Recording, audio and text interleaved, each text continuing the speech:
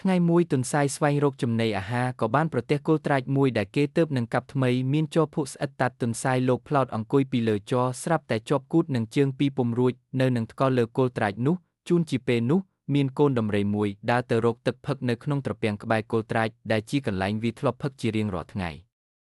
ដេអាអូនដំរីកុំមកផឹកទឹករបស់អញ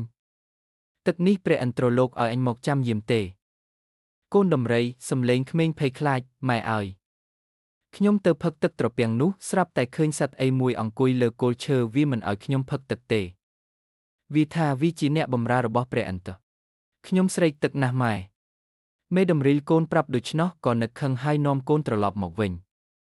មេដំរីសំឡេងធំខ្លាំងខឹងសម្បាយើអាសត្វទន្សាយប្រហើនចិត្តអាក្រក់មកពីណាអង្គុយជ្រងលើគល់ឈើនេះឯងមានអំណាចអីមកហាមកូនអញជន់ឯងឲ្យខ្ទេចក្បាលឥឡូវទន្សាយសំឡេងឌឺដងមិនខ្លាចជាញើតយើមីស្ដេចដំរីហងឯងហ៊ានមកស្ដីឲ្យឯងទឹកត្រពាំងនេះព្រះឥន្ទ្រលោកប្រើអញឲ្យមកចាំយាមបានជាអញហ៊ានហាមដំរីខឹងណាស់ក៏ស្ទុះទៅបួងខ្លួនទន្សាយជាប់កាយចេញពីគល់ត្រាចបំរុងនឹងបោកសម្លាប់ទន្សាយសំឡេងស្លន់ស្លោប៉ុន្តែបង្កប់ល្បិចបើហងៃបោកអញសម្លាប់កុំបោកទៅក្រោមអញមិនស្លាប់ទេ